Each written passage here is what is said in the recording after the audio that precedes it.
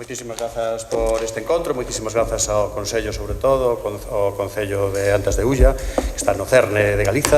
Nos fixemos desde Boiro unha viaxe ao centro, que foi hoxe o que fixemos desde Boiro, e decíame María, a miña concelleira, decíame, teño que ir a unha gasolinera, aquí parece que non hai moitas gasolineras, e decía yo, a ver, que parece que vimos aquí da ciudad, pero efectivamente vimos da franxa atlántica e todo o que sea viaxar ao rural galego e descentralizar as actividades. A mí pareceme tamén un acerto grandísimo e tamén forma parte deses dereitos culturais, como despois vai a contar Roberto.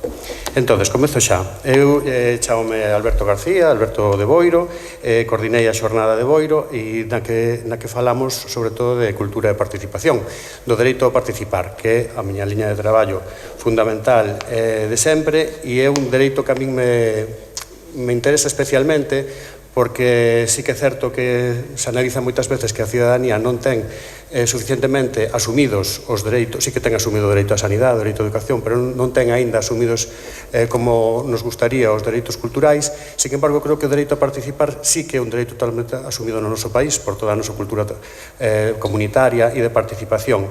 E por iso me interesa tamén especialmente este dereito, porque eu creo que xa temos eso gañado, de que sí é un dereito que a xente ten moi asumido e eu creo que loitaría se se lle quitara, non? Entonces, pensei que se iba a falar máis nas políticas culturais que hoxe en día están máis nas axendas, na introdución, entonces como non se falou moito, pois vou non falar eu tamén.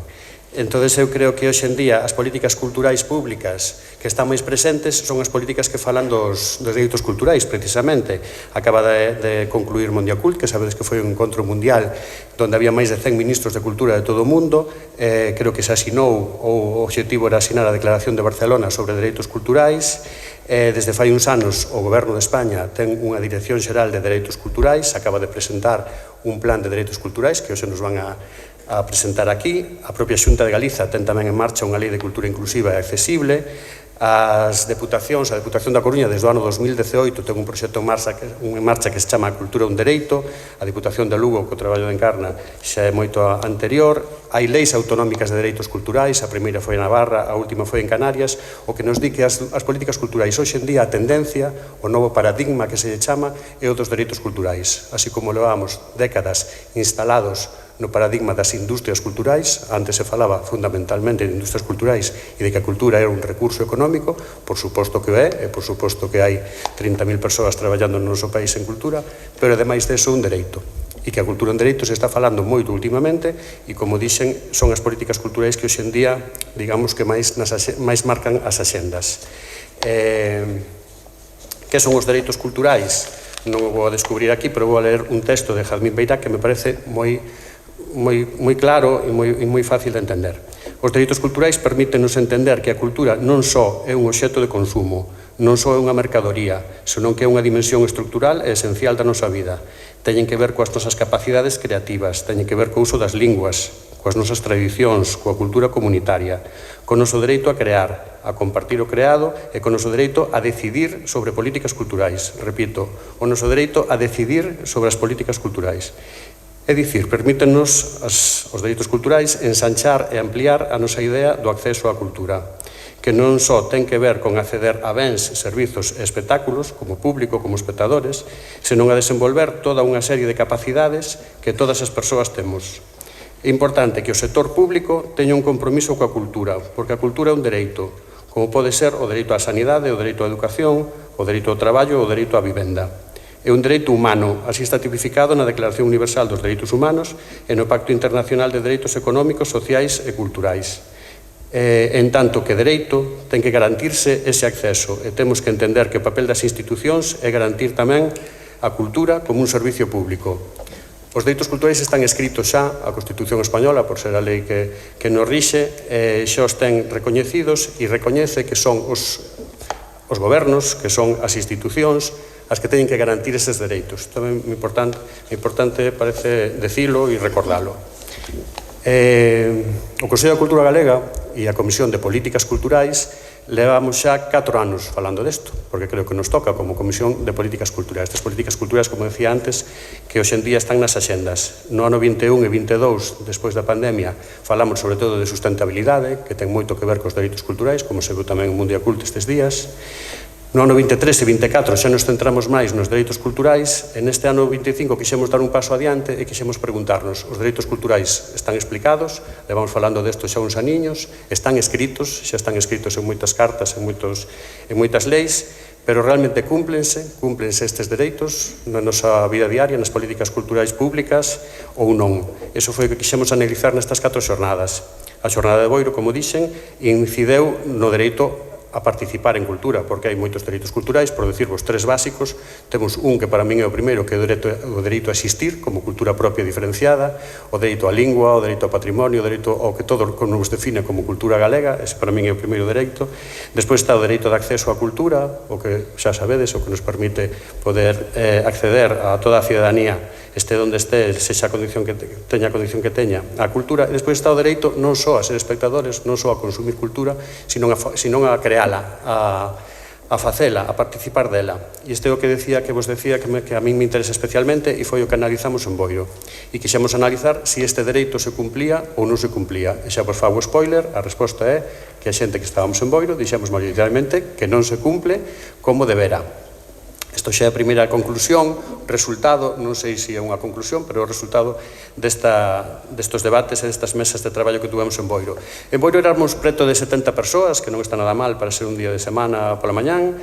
Había máis de 20 asociacións ali representadas e colectivos, máis de 20 profesionais públicos e privados de diferentes eidos, autonómico, provincial, local, máis de 20 persoas que forman parte da cidadanía, que a mí me parece unha xente fundamental tamén no sistema cultural, e polo menos 6 políticos, 6 persoas con cargo político. Estaba na actividade a diputada de Cultura da Deputación da Coruña, estaba María Outeiral, concelleira de Cultura, había outras 2 concelleiras de Cultura, unha concelleira de Participación Cidadá, e creo que houve un alcalde tamén que pasou por ali.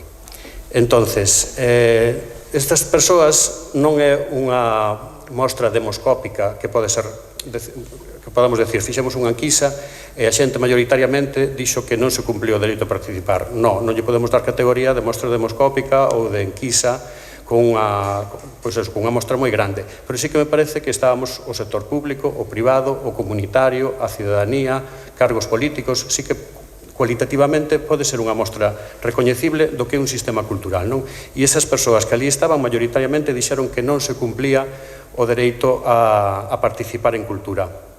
Un dereito que, insisto, está escrito e a Administración ten a obriga de garantilo. E por que as persoas que estábamos ali dixemos que non se cumplía? Primeiro, porque en alguna das mesas saeu que non falamos no mesmo idioma. Cando falamos de participar en cultura, ni siquiera temos claro o que é exactamente participar en cultura, porque aínda se siguen escoitando frases moi antigas, como aquela de fixemos unha actividade, saeu moi ben, participou moita xente. Isto sigue se escoitando a día de hoxe, entendendo que a participación simplemente é acudir a un acto, non? Entonces, saleu aquí un par de palabras que creo que saleu no grupo de Fran Calván, que hoxe está aquí tamén, que me parece moi interesante, que participar é tomar parte, formar parte de algo, non? E hai unha diferencia entre tomar parte e formar parte, porque a frase anterior entende que formar parte como público dunha actividade xa é participar. E sí, pode ser unha participación, pero nun estadio moi pequeno, moi baixo e, desde logo, moi mellorable. Tomar parte xa é outra cousa, é algo moito máis avanzado.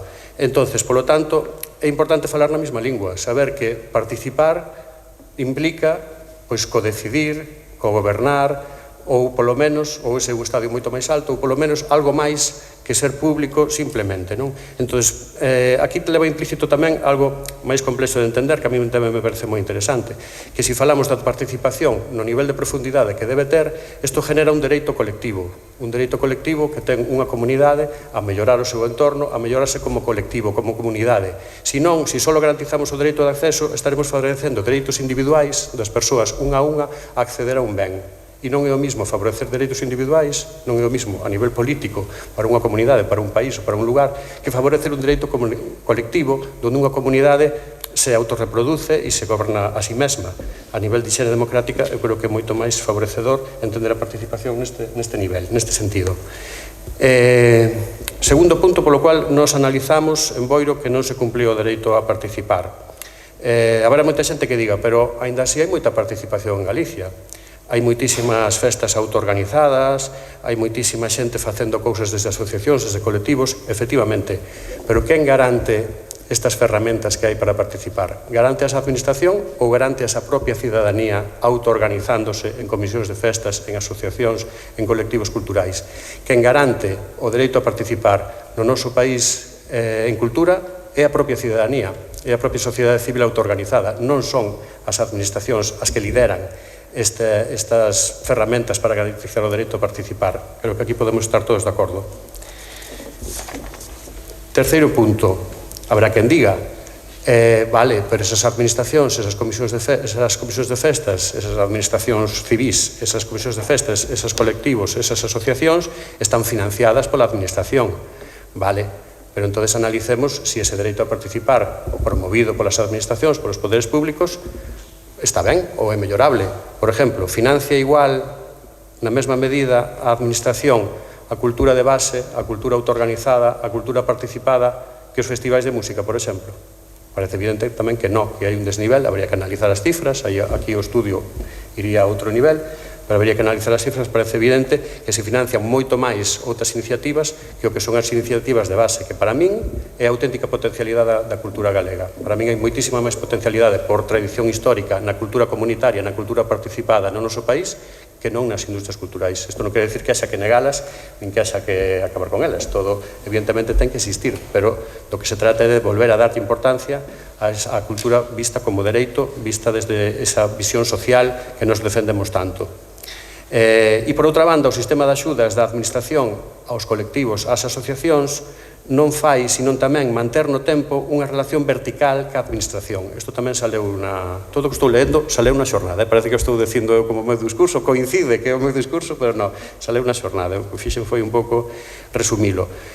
Este sistema de axudas, a veces, no peor dos sentidos, mantén unha relación vertical ca administración, condicionando modos de facer en cultura e hixiene democrática ao fondo, porque así como se siguen escoitando frases como a que dixen antes, de participou moita xente, síguense escoitando frases e eu escoitoas, non vou decir nos últimos anos porque está aquí a miña concelleira, pero sí que nos anos cercanos escoitanse frases desde a administración local, por exemplo, que onde eu traballo, de, bueno, xa vos damos os cartos, eso pagámoslo nós ou eso pago eu. Isto sigue se escoitando, como mantendo unha relación vertical entre quen distribúe as axudas e quen as recibe a nivel de cultura cidadá, a nivel de participación. Entón, en ese sentido, para mellorar a nosa hixiene democrática, para mellorar as formas de facer, para mellorar a autonomía do que é un gran axente favorecedor da cultura no noso país, que é a cidadanía, pois deberán mellorarse tamén estas formas de participar ou de poder participar a xente, en canto a relación entre a administración e os colectivos. Este era o terceiro punto. O cuarto punto, para min o máis importante, participar, como decía antes, ten diferentes niveles, non? Ten un nivel máis básico de acudir, de acceder, ten un nivel un pouco máis elevado de formar parte dunha comisión, dun colectivo, dunha asociación que faga algo, poder facer cultura, e despois ten un nivel elevado que para min é o ideal e que para a xente que nos juntamos en Boiro tamén saleu en varias mesas e que tamén está escrito, tamén está nas leis, tamén está nos dereitos culturais, que é o dereito a codecidir as políticas culturais xunto á administración, que son os grandes decisores en ese nivel jerárquico que falaba no anterior punto. Entón, a cidadanía ten dereito a codecidir as políticas culturais. Sin embargo, temos moitas capacidades ou a administración favorece que nos podamos codecidir nas políticas culturais. Eu penso que non. Vou dar algún punto que saleu nas conversas e do que eu tamén concordo plenamente. Hai moitos concellos galegos ou moitas administracións nas que haxa consellos, así como hai consellos escolares ou consellos de outro tipo, hai moitos consellos de participación cultural ou de participación cidadá en cultura nos concellos galegos, por exemplo, que a administración que máis conozo, na maior parte non hai esta ferramenta. Por lo tanto, podemos decir que a administración non favorece ferramentas que favorezan o dereito a participar no nivel da codecisión, ao que tamén temos dereito. Hai moitos orzamentos participativos nos concellos galegos ou noutras administracións na que a cidadanía pode decidir sobre as súas políticas culturais? Non hai. Por lo tanto, faltan ferramentas que a administración favoreza para que o dereito a participar sea efectivo. Hai espacios de xestión cidadá espacios públicos de xestión cidadá. Hai moitas casas veciñais ou moitos centros cívicos nas parroquias, sobre todo nos lugares pequenos, que se lle dá a chave aos colectivos e os colectivos os administran. Pero isto está recoñecido legalmente. Isto vale para sempre. Cando cambie o alcalde ou cando cambie a alcaldesa ou cando cambie o goberno, ese colectivo ten garantido de que vai a ter o mesmo trato? Non. No Concello da Coruña, onde traballou Natalia durante un tempo, hai un exemplo moi claro de que isto se quixo facer e non é fácil. Non é fácil que a cidadanía teña dereito a xestionar os espazos públicos, pero que este recoñecido ese dereito legalmente.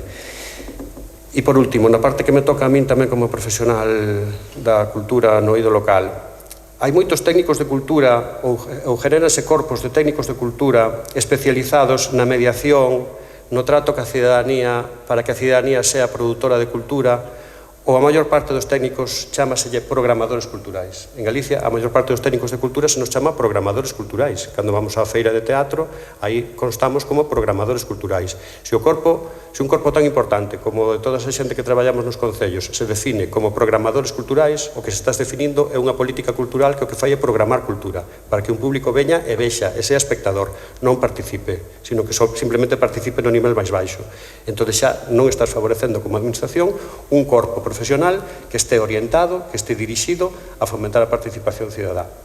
Estas 4 eivas, para min, son, que habría que estudialas a nivel de números, pero son evidentes e dannos conta de que este dereito a participar dende a administración non está suficientemente garantido, ou polo menos como a nós nos gustaría.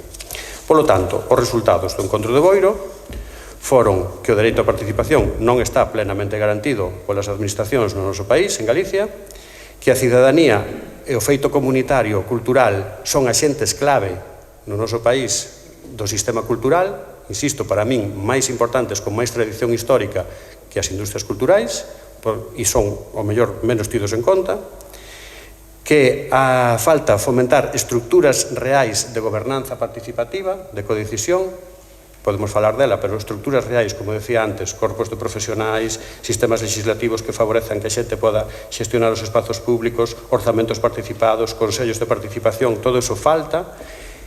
Falta formación para políticos e para profesionais, para técnicos tamén. Isto tamén saleu de outros encontros, vai a salir despois. Falta formación, faltan falar moito destes temas, faltan recursos e faltan marcos legislativos para poder favorecer máis a participación ata o nivel que nos gustaría. Todo isto falta desde a administración, por lo tanto a administración non está garantindo ese dereito a participar en todos os seus estadios como nos gustaría, por lo tanto a administración está incumplindo a lei, que isto tamén é outra conclusión. E ao final dixemos, a maior parte das persoas ali, xuntas en Boiro, que queríamos unha cultura sustentable. Todo isto saleu así literal do informe das actas, digamos, que nos manexamos. Queremos unha cultura sustentable, descentralizada, democrática e que favoreza os dereitos humanos. Eu creo que se hoxe temos que facer como persoas, como cidadanía, antes de nada, como profesionais, cada un desde o seu eido, e favorecer algo tan importante como os dereitos humanos. E xa sabedes todas a que me estou referindo, a todos os niveis. Os dereitos humanos desde o que estamos vendo en Palestina, os dereitos humanos desde o que vemos tamén aquí, no cerne do noso país, co Ulla e co problema de Altri. Así que aquí me quedo, defendendo os dereitos humanos a tope, e paso a palabra a Natalia Balseiro, persoa para min hiperreferencial na cultura galega en esta visión da cultura. Eu podo decir, creo que xa lle dixen algunha vez poucas a ela, que ela foi a que me descubreu, cando eu falaba de economía e cultura, foi moitos anos, ela foi a que me descubreu máis esta visión das cousas, sobre todo a nivel externo, fora de Galicia, e me parece unha persoa que desde o Concello da Coruña, na súa responsabilidade en participación, agora en concomitentes e desde todo o que fixo, ten moitísimo que decidir, co cual eu preguntaríalle, antes de que nos fale en concreto do grupo que ela levou en Boiro, preguntaríalle en abstracto que che parece toda esta milonga que acabo de contar. Bueno, pois, moi bo día. A min encántame estar no Centro Xeográfico da nosa terra. Me parece moi emocionante e moi acertado presentar estes resultados deste informe aquí. E tamén me sumo a Alberto a que o principal dereito que temos que defender son os dereitos das persoas, o dereito á vida e os dereitos humanos. Entón, partindo de aí, bueno, pues eu son Natalia Balseiro, son de San Sadurniño e encantoume entrar nesta Casa da Cultura porque recordoume o meu primeiro traballo que foi na Casa da Cultura de San Sadurniño, que é o meu concello e onde nos coñecimos e onde eu empecéi tamén, bueno, pues creo que naquela época de forma moi intuitiva a operar baixo este paradigma dos dereitos culturais, non? Nese momento, evidentemente, non había todo este marco teórico, conceptual e xa práctico tamén que temos agora mesmo. Entón, bueno, eu creo que xa expuxeche bastante ben os resultados da nosa mesa. Eu creo que é moi interesante este novo paradigma que se abre onde entendemos a cultura como algo común, como algo ordinario, como algo do día a día, non? Unha cultura que é de todos e de todas as persoas e que conecta con todas as dimensións da nosa vida. A lingua, a nosa principal conexión cultural, as tradicións, o territorio, as formas de vida, a cultura comunitaria, pero tamén a creación, a xestión, as políticas públicas. Efectivamente, existe un sector industrial que polo que se está apostando dende hai moitísimos anos no noso país e agora se abre, dende hai 5 anos, esta nova fenda, esta nova liña de acción que é tan importante para a vida das persoas e máis no contexto internacional que temos agora mesmo. Entón, todos podemos desenvolver esa nosa dimensión cultural da nosa vida e para eso precisamos as políticas públicas, non? Que, como decía Alberto, teñen que ser facilitadoras e temos que poder codecidilas. Teñen que existir sistemas de gobernanza. Non hai que inventar nada, xa existen mecanismos, xa se puxeron en práctica, xa se probaron, funcionan. Que é o que acontece? Que se hai mecanismos de codecisión, hai pérdida de poder. Entón, ese é o paso que hai que dar agora dende o ámbito político, pero tamén dende o ámbito profesional, é dicir, os profesionais da cultura, que, como comentaba Alberto, nos chaman o programadores culturais, son personas, ou somos personas, que temos que facernos moitas veces a un lado e abrir espazos para que outras persoas tomen esos lugares e podan, acompañados, tomar decisións sobre a vida cultural das cidades, acceder a recursos, acceder a espazos e, sobre todo, tamén facía referencia a esos marcos xurídicos que son necesarios para poder exercer os dereitos culturais nos territorios, que moitas veces pasan por usar os recursos e acceder aos recursos tanto económicos como infraestructurais. Tamén temos precedentes. Eu son moi partidaria de ir ás fontes que xa existen, porque hai moito traballo feito.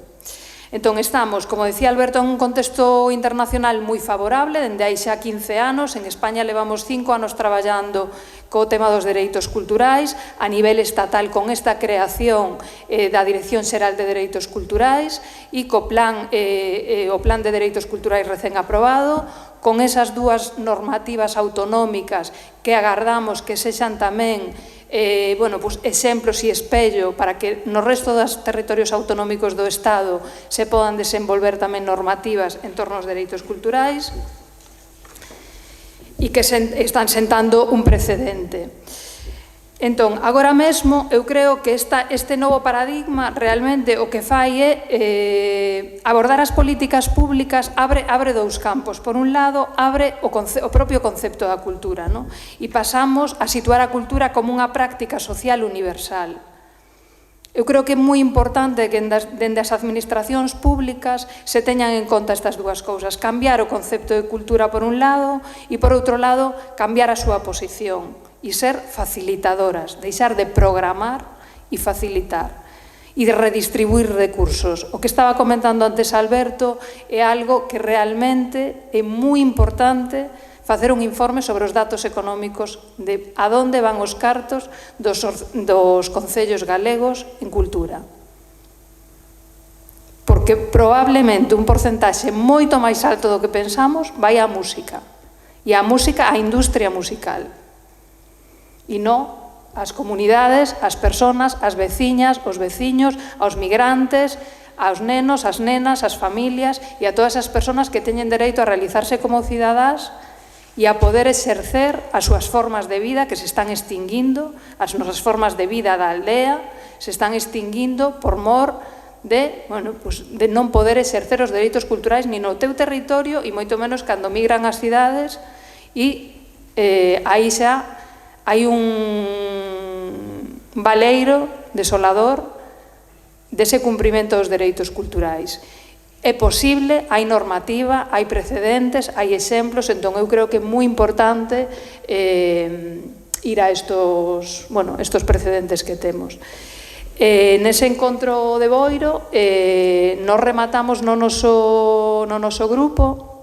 Foi moi bonito, porque, non vou aportar nada, porque creo que ti xa trouxeche todas as conclusións da mesa, pero foi bonito porque rematamos o encontro lendo unha carta a unha alcaldesa onde lle pedíamos casi todo o que acabamos de falar. E creo que esa carta a alcaldesa igual a temos que facer de verdade e mandarlle a todos os alcaldes e alcaldesas do noso territorio a ver se se animan a cumprir un 50% desas demandas desa carta que fixemos entre todas as persoas que estivemos nese encontro en Boiro. Moitas gracias.